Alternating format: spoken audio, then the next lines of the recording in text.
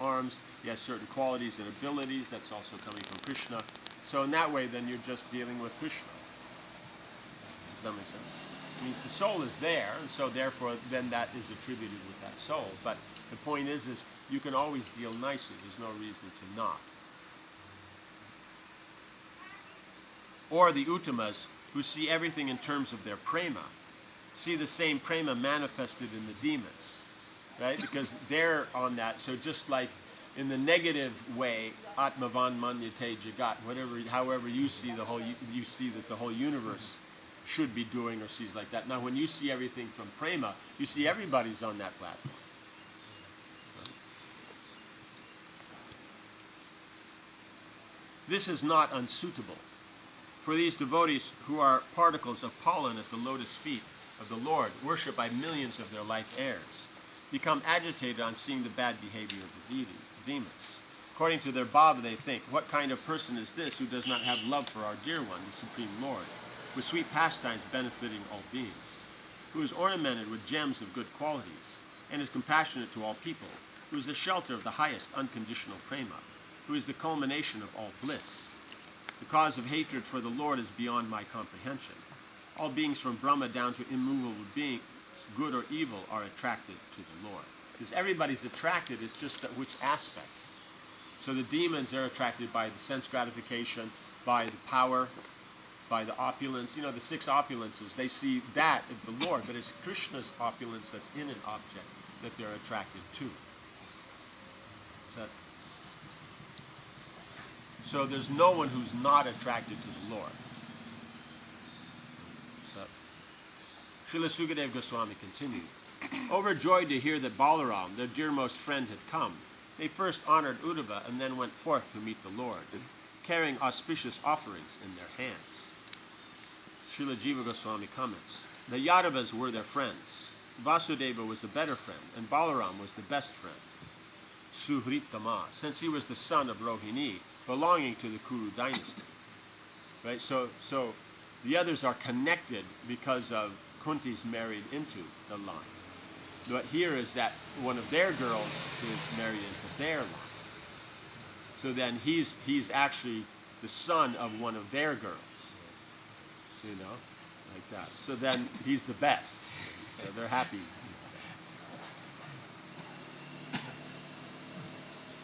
Or because Balaram taught Duryodhana fighting with the club, since Duryodhana was obedient to him, they were most affectionate to him, right? So then here's because Duryodhana is going to be working with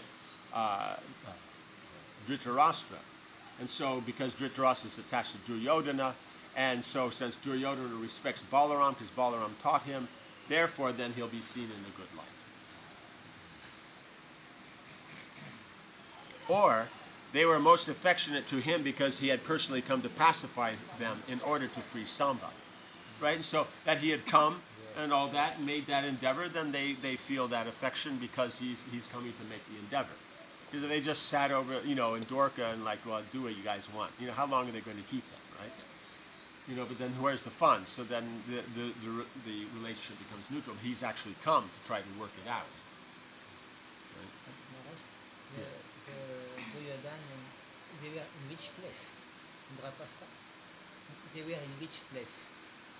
They would have been now at Hastinapur. Yeah, so he's gone from Dwarka to Hastinapur. Like that.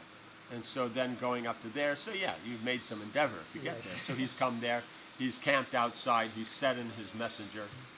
And the messenger's not coming in and saying, we're outside, give the girl, otherwise we'll destroy your king. Like that. He's just coming in, and so what's your plan?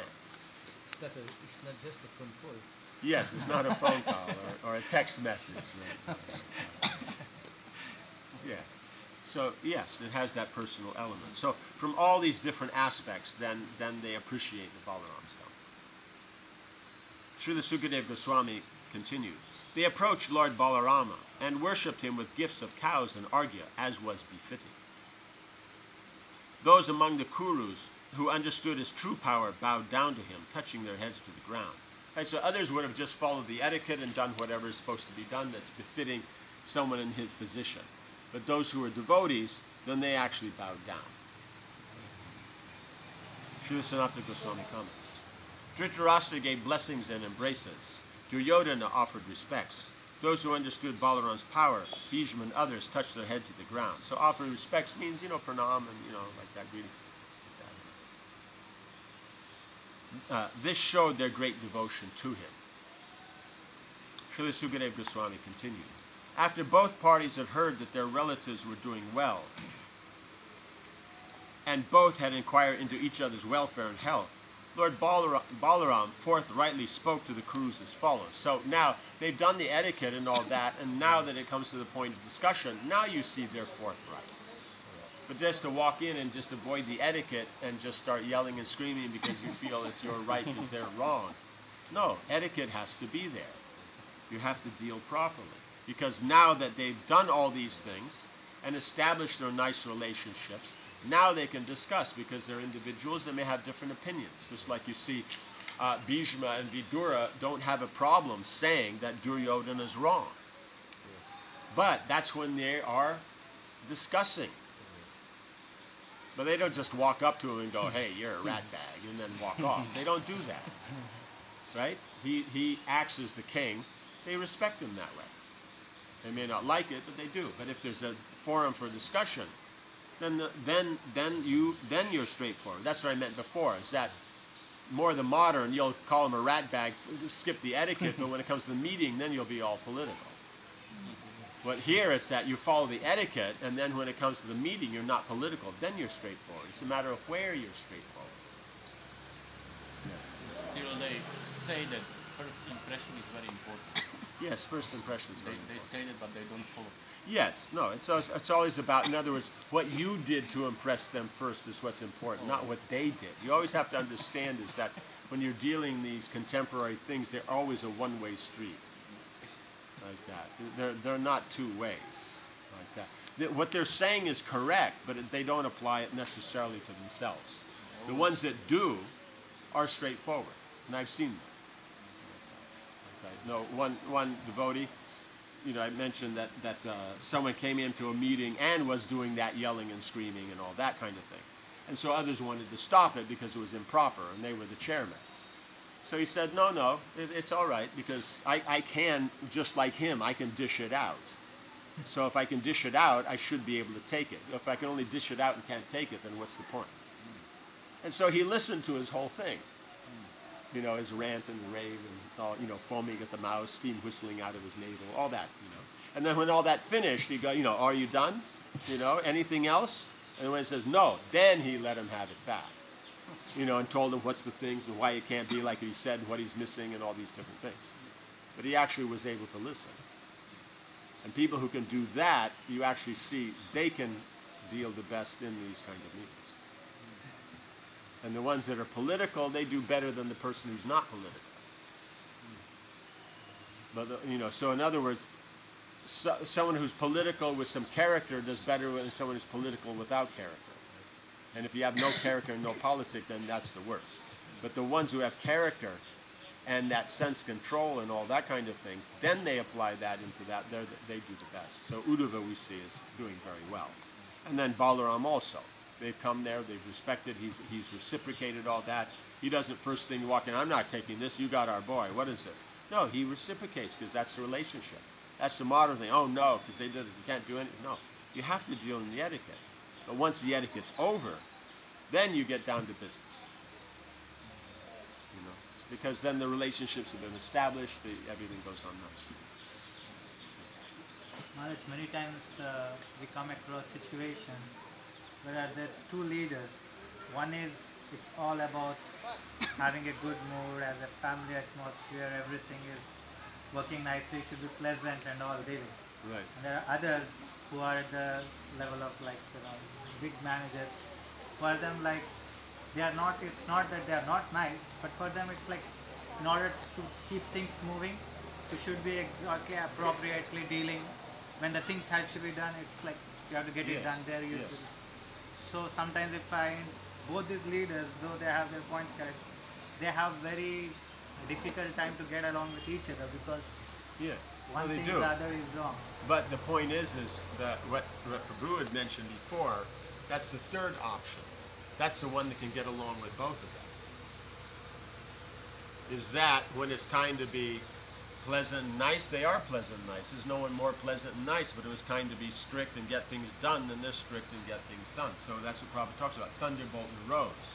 So you have those, it's all about the rose, and you always have to be encouraging, never be strong, never be this, never be that, never get anything done, never be efficient, just be absolutely useless.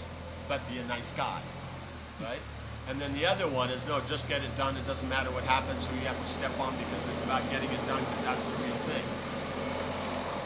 But the actual position is that when you need to be strict, you are, and when you need to be soft and nice, you are. Being soft is not a sign of weakness, and being hard is not a sign of being uncultured. So that's the thing, is that the real position you can't deal with, because as soon as you bring up one, the opposite party will start arguing over the words. And so we have to get beyond arguing over the words. We have to see what's the actual standard, what's the movement. Does that make sense? Because if you don't have both, you won't get anywhere. Like you said, because he was strict when it needed to be, but when it didn't, then he was very pleasant. You respect them. That establishes a lifelong relationship. But if you're only just Mr. Nice Guy all the time, guaranteed, after a few years, you won't even remember the guy. Someone brings him up, oh yeah, what's he doing these days? You know, and if he's just nasty all the time, you won't keep a relationship, you will remember it. So, but you won't have a relationship. But the one who can do both, you know, that's special. So yeah. Here we see that Supreme Personality of Godhead, Balram and Krishna, everyone, for the relationship they are working so much. They are involving so many people. But nowadays we see that any problem comes, instead of even directly going and dealing with each other, they are using media and making groups in the media and yeah, because no one wants to deal in a straightforward way, because they don't have the emotional capacity to do it. They're very weak people, but they try to show you know how powerful they are because of the media. But what they forget is the media tomorrow moves on, and nobody cares. You know, that's the thing. If you're not riding the wave of the media, you step out for a moment, someone else is on the wave, and even though you go back and do all the things you do, nobody cares. So it's a very dissatisfying world. But that's the world that the contemporary environment professes. You know, modern kind of, you know, you would say the liberal approach professes. But the point is relationships happen because of tradition, right? But if in your tradition you're narrow-minded, then you have to have that liberal aspect to be able to accommodate others in their following of tradition. So that's the point, is it's not liberal, it's not conservative. It's what's the standard for Krishna consciousness. Because the Veda gives both. You know, just like the Upanishad. It talks about the Lord as personal, and it talks about him as impersonal, because they're both correct. But you have to know what to apply where. He's all pervading of everything, everything's based on Brahman, that's the impersonal. But he as a person is the cause of creation. That's that side. So you have to be able to see them both. But we'll just take, like we see the six philosophies, they just take which one they like and leave the other. So that's the problem. So all these things are correct. All right? Does that make sense? It's just like,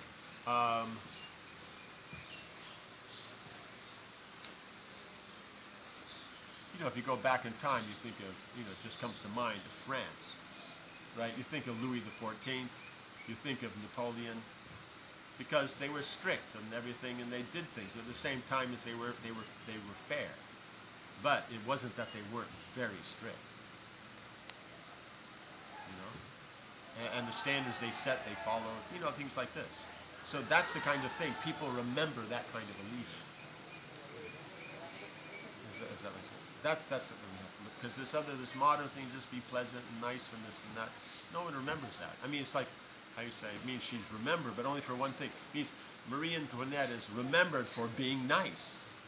They don't have bread, let them eat cake. Cake's nicer than bread anyway. So he's just trying to be nice, like that. So it didn't get her very far.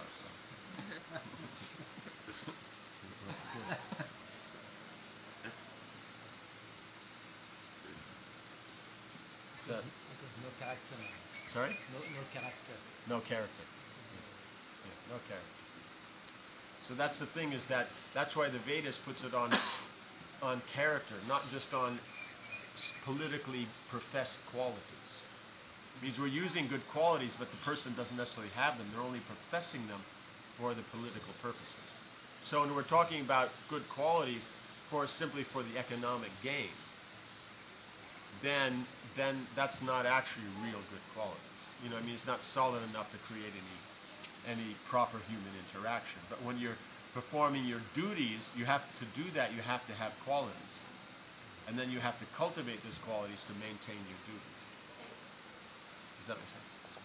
So that's what's there, because the devotee, they actually have the good qualities because they're doing it to please Krishna. Well, the others are only doing it up to the point they get what they want. Like Indra, how austere did he have to be? How charitable he had to be? How strict he had to be to do 100 Ashramedha yajnas in one lifetime? Very, very. But once he gets to the position of Indra, now is he known as a nice guy? No, he's one of the demigods that's not specifically known as a nice guy. I'm sure he has his good moments, but he's known for those moments where he's not so nice, because he's already done those things. While like Prahlad Maharaj, whether he's interacting nicely with his father, he's in the school and preaching to his classmates, or whether he's they're trying to boil him in a pot of oil, he's always the same nice. So that's because those qualities are real for Krishna. Does that make sense? So that's what it comes down to. Until it's connected to Krishna, it's not real. That's why we're careful in arguing over these secondary aspects. Because see it in connection with the primary, and then if you still can't understand it, then we have some discussion, but then it's not an argument. It's not argument over this secondary about that against that secondary. You know what I'm saying? So that's the thing, is you're not doing that. It's about, okay, here's the primary, here's this, I can see up to here, but then what about, okay, we follow the etiquette, the guy's not actually well behaved, and then in following the etiquette, then he takes advantage of our behaving nicely and tries to use the situation for themselves. Okay? So then, one's very careful of that, because in this question, there's no doubt about the Vedic authority that this is how it's supposed to be done. It's just that in applying it, I'm running into this problem. How do I deal with that problem? Because I believe in the rule. But when we go, yes, but what happens if the person is badly behaved and we'll take it, then you understand? Then it's not about the primary, it's about the secondary and our connection to the secondary. So it's not a problem that we're connected to the secondary, because we are, but we have to connect that primary to Krishna. That's what's missing. Not the fault in the secondary that's missing, it's the fault in not connecting the secondary to primary. So once we've done that, then that goes very smoothly. Does that make sense? So that's what we're trying to get to, is to be thoughtful, right? The word's money shot. That we contemplate, we're thoughtful of, okay, in applying that, how to do. Because by the first question, the answer is the opposite of the second question, even though they're technically the same question. But one has faith in the authority, the other one's not showing that faith. Does that make sense? So that's the, in other words, one is that in applying it, I come across a problem. The other one is I find a fault. So they're going to elicit opposite results. Does that make sense? Because it's going to be different. Does that make sense? So that's what we're trying to get to here, is understanding how to get through to that position of connecting it to the Lord. And by connecting it to the Lord, that's where we answer our problems. Because that's the only solution to any problem we have. Like that. There is no other solution. You can try, but people have been trying since time immemorial and it hasn't worked out for them. Right? And if it didn't work out for Hiranyakashipu, it's not working out for anybody. Like that. Because he was the absolute biggest demon that there ever was. Is that so? Like that. Yes. This is the first time I actually understand what you're talking about. Aha. Very well. The way that you just explained it, Yeah. that was the correct way according to my conditioning for me to understand. Yes, but it's taken the last 2 years to get you to the point to have enough knowledge that you could understand the point we were saying. No, the example was good. The Yeah. example No, was but I'm good. saying that still you were able to get through the background points without latching onto those and using those as the points of doubt. So in other words, all the points that were made, you could relate to them all. And then you could apply it here. But previously, just bringing up any of those would cause doubts and the whole thing would happen. You understand? So it's an accumulation of so much time. So it's not that you haven't changed. You've developed in your understanding. Now the penny dropped. Okay. Does that make sense?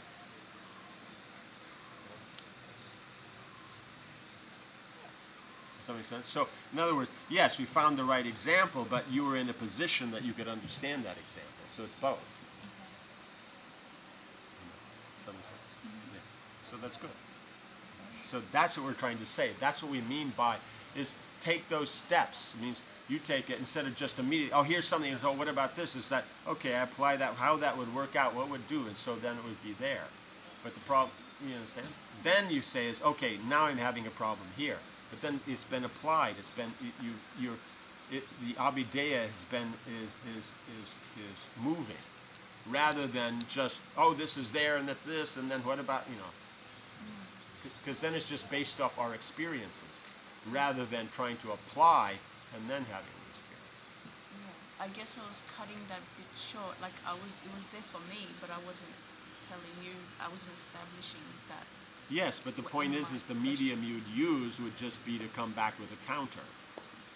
And so then Because I felt like you weren't understanding what I was saying, but that's because I wasn't saying it in the way that you wanted yeah, me to say it. but the point is then if that's the case, then you have to try.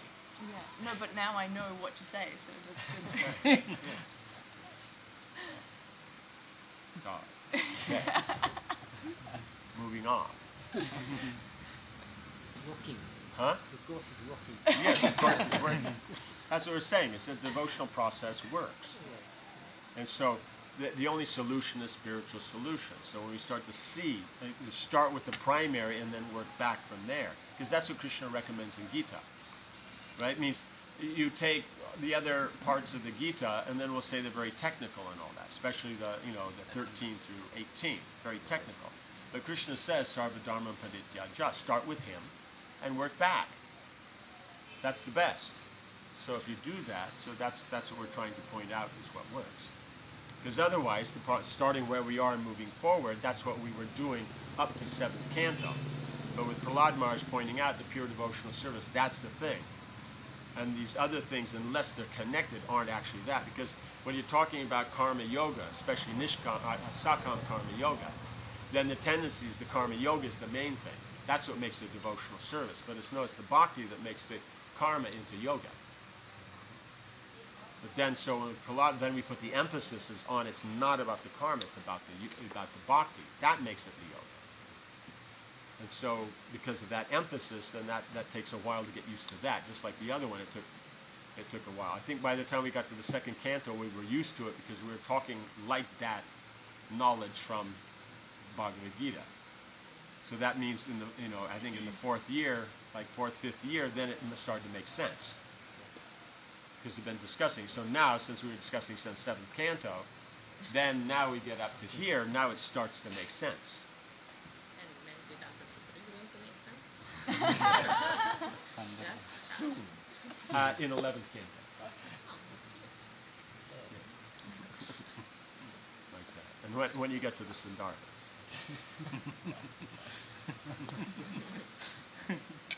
Maharaj, what has gone wrong in the preaching by the preachers that has caused for a yeah I wanted to use the word guru, but preacher is important. Yeah.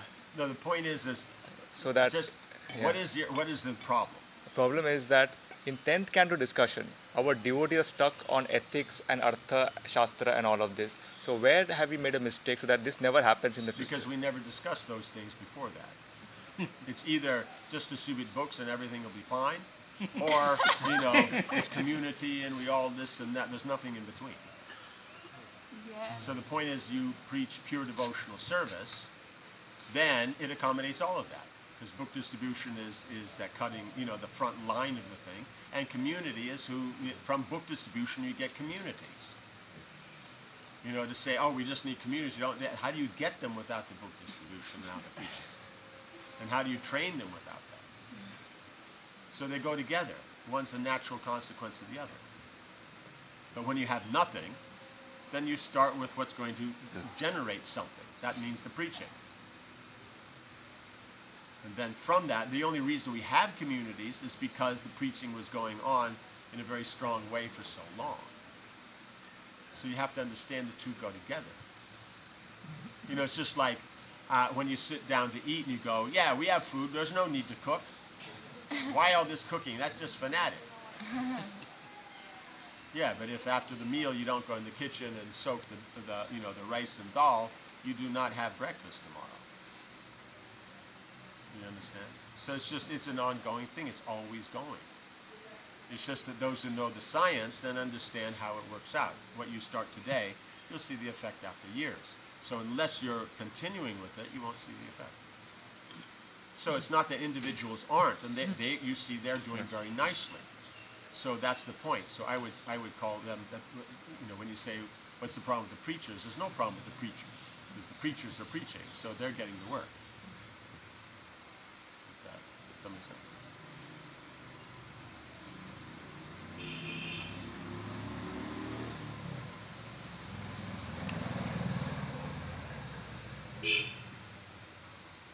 Okay, so Lord Balaram said, King Ugrasena is our master and the ruler of kings. With undivided attention, you should hear what he has ordered you to do, and then you should do it at once. So now, after all the etiquettes, you see he's being very straightforward.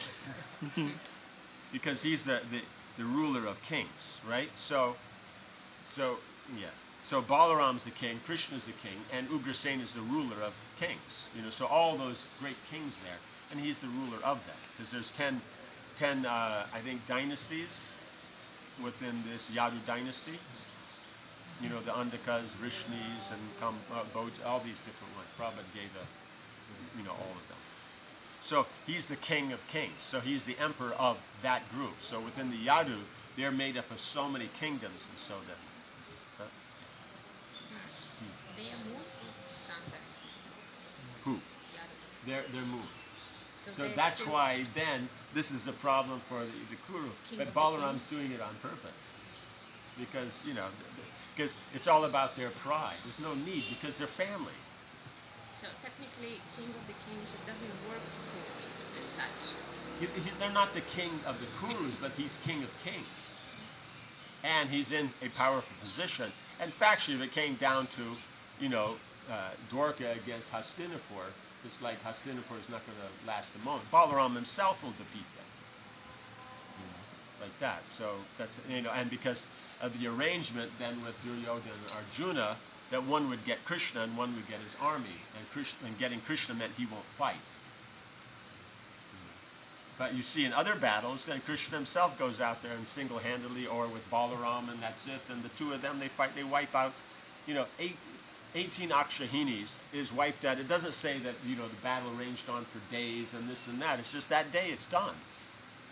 They go out in the morning, right? The sun comes up, they go out in the morning, and by evening when they come back in, there's not one man left except Jarasandha of what's there. Yeah, so that's the whole point. Is this so in wiping out a whole Akshahini, then it's not so common. I mean, you hear of Gatotkacha doing that. When he expanded himself so big, he just landed on top of one Akshahini. It's just very efficient, straightforward, like that. And then Abhimanyu, that by noon he had wiped out one Akshahini. And so that was the thing. They got worried, so that's why they cheated. Otherwise, by the evening, he would have wiped out the rest of the army. So that was, they didn't appreciate that, that calculation. So therefore then, because they have said, technically they should listen to him. But you have the etiquette of the Sun Dynasty and the Moon Dynasty, and that's what the Kurus are going on. And so therefore then they're making more of a stink about it.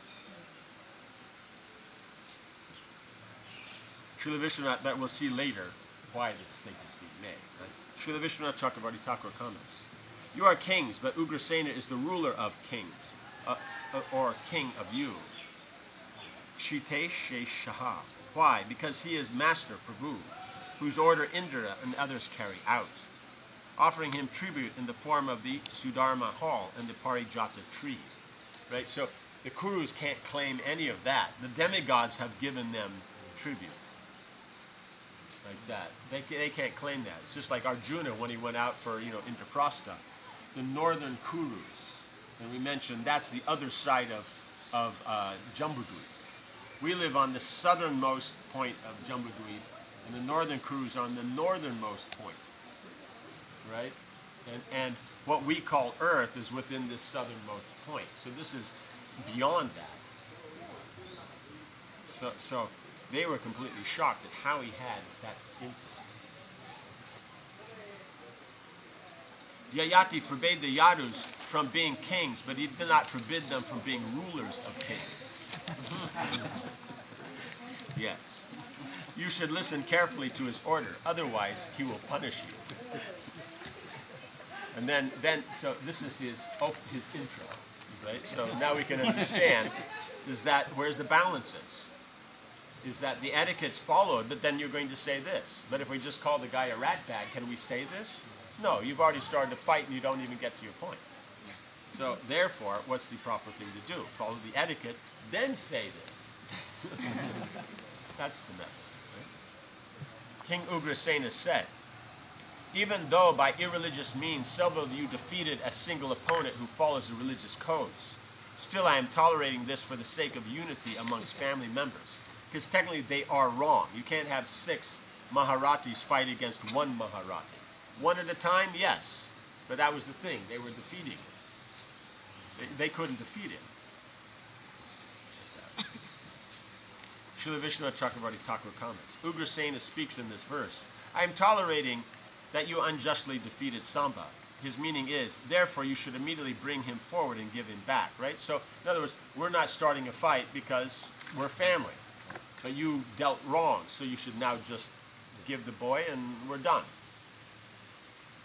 He did not complete this statement, however, because just on hearing it, the opposing side would utter foul words. Right? So he says, I am tolerating that you unjustly defeated Samba. Right? Because right at that point, they'll start arguing. Right? And so he can't say, therefore you should immediately bring him forward and give him back, because they've already started the argument. So that's what it actually means. Does that make sense? Because Balaram only said this much, because upon the next, Srila Sukadeva Goswami, then Srila Sanatana Goswami adds, many persons fighting a single person is a dharma. It is dharma for a Kshatriya to abduct a bride at a Swayamvar. Or, when many persons fight a single person, sometimes the person can flee. Otherwise, he should fight. Ata indicates auspiciousness. So, it's wrong for many to fight one. But for a Kshatriya to abduct a girl during a Swayamvar ceremony, Means if it was not a Swayamvar, it was just she's getting married to somebody and you come and abduct. That's wrong. Right? Unless you can do it much earlier. You know what I'm saying? But you can't at the ceremony. Right? Does that make sense? So here is he's done properly, but they've done improperly. And if many people are coming to fight, then it's not wrong for you to flee because there's too many. Because a retreat is one of the 6 forms of diplomacy and how you deal. But, so when you see you're in a position that you can't, then better to retreat. Because if you're destroyed, then you can't do a whole lot. Does that make sense? Yeah. So, yeah, that's the whole point. Then, but if he can't flee, then he fights. That would be the Dharma. Because in other words, he'll go down fighting. He won't not go down fighting. So it's just Sanatana Goswami is pointing out what are the various aspects of Dharma. So they're pointing out is Samba was not in any way in a dharmic position. They're trying to claim he is. They're the ones in a dharmic position. Srila Sukadeva Goswami continued. Upon hearing these words of Lord Baladev's, right, just the first half of the sentence of Ugrasena, which were full of potency, courage, and strength, and were appropriate to his transcendental power, the Kauravas became furious and spoke as follows, right? So that's the whole point. You won't get through the thing. So, in other words, you have to be able to finish whatever it is you need to be doing. So if you're as powerful as Balaram, then you say it however you like. Follow the etiquette, then be straightforward, and then get it done. Like that. Otherwise, you have to say it a little bit more softly so you finish the sentence at least. Right? Yeah. The Kuru nobles said, "Oh, how amazing this is! The force of time is indeed insurmountable. A lowly Shu now wants to climb on the head that bears the royal crown." Right, they're all kings, but because they're simply making to extreme the thing about the Sun and Moon dynasty. The BBT purport mentions, by the words Kala Gatya Duratyaya, the insurmountable movement of time, the intolerant Kurus allude to the degraded age of Kali, which is about to begin. Here the Kurus indicate that the fallen age of Kali had indeed already begun, since they claim that now, quote, the Shu wants to climb on the head and that bears the royal crown. In other words, they thought that the lowly Yadus now wanted to rise above the royal Kurus. No, they just wanted the boy back. They're not saying any of that stuff. The Kuru nobles continued, "It is because these Vrishnis are bound to us by marital ties that we have granted them equality, allowing them to share our beds, seats, and meals. Indeed, it is we who have given them their royal thrones. Only because we looked the other way could they enjoy the pair of yak-tail fans and the conch shell, white umbrella, throne, and royal bed. What they miss out on is that they did not in any way give the land of Dwarka. Krishna just built it out in the middle of the ocean, right? Like that. That's Varuna's place. It's not their place. Right? The BBT purport mentions, Srila Prabhupada writes that the Kurus were thinking, they, the Yadus, should not have used such royal paraphernalia in our presence, but we did not check them due to our family relations.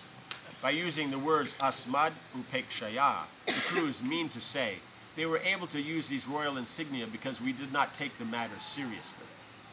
As explained by Srila Vishwanath Chakravarti, the Kurus thought showing concern about the use of these items would have been a sign of respect. But in fact, we did not have such respect for them.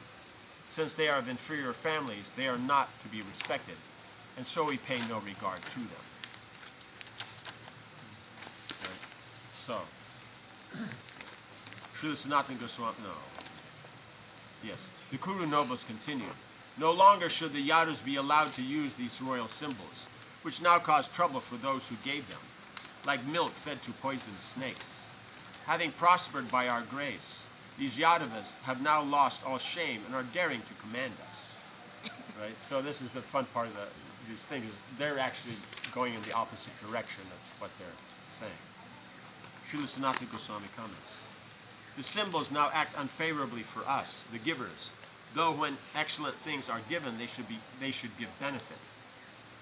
An example is given to show the unfavorable results. It is like giving milk, amritam, to snakes. They become prosperous by our giving, even though they are yadavas. Previously, they did not give orders. Now they have lost all shame and give orders to persons whom they should not order. Right? So this saying is because of relationship, we allowed them to take on this very big position. Just because it's family, we just let it go on. But now then they're concerned about that because now they're taking it to their own advantage. And now they're ordering us when they shouldn't. Right? But here, So the Kuru is actually like superior? in a sense? as far as a family line, they're superior. They're the Sun Dynasty. And the Moon Dynasty, then, so the whole idea is that, as you mentioned before, from Yayati, was head of Moon Dynasty. So he was the emperor, and if you go back, then, some other times they're there. But since that time, they've never been the prominent kings, right? Because of all his sons and everything like that, because they didn't behave properly. So they're always subservient to the kings of the Kuru line. That's just the way it works. So even someone like Vikramaditya, right, who's the king who was an emperor, in his area, but because he's the emperor of Moon, he's a Moon Dynasty, you don't really hear of him much. You may hear the stories, but if you look in the histories, they don't mention him. They only mention Sun Dynasty. So, so that's what now they're relying on. That's their position. Now they've acted wrong, and so Ugrasena as a king is saying, act properly, otherwise there'll be trouble. But they're saying you can't order us because you're in a lower dynasty. But they're finessing that they behaved wrong, like that. So they're just trying to take their position that we're Sun Dynasty or Moon. You shouldn't be telling us this, rather than you're acting properly, we acted improperly, so therefore as Kshatriya to Kshatriya, you could tell us to behave properly.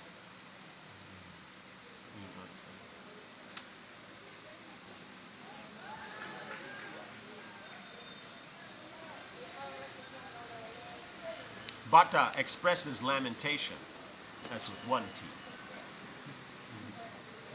Thus they speak in this way, Agyata Patyanti.